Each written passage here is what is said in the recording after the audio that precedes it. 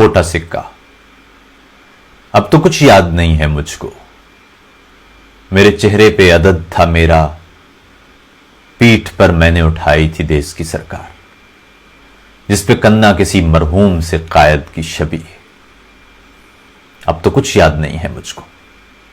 हाँ, मगर याद है सुलगती हुई आग के जब मैंने इस देश की सरकार बचाने के लिए अपने चेहरे को शरर बार किया था। एक दिन बच गई पुश्त पे रखी हुई मरहूम से कायद की छवि तो, लेकिन मेरा चेहरा झुलस गया लोगों, मेरी पहचान छिन गई मुझसे।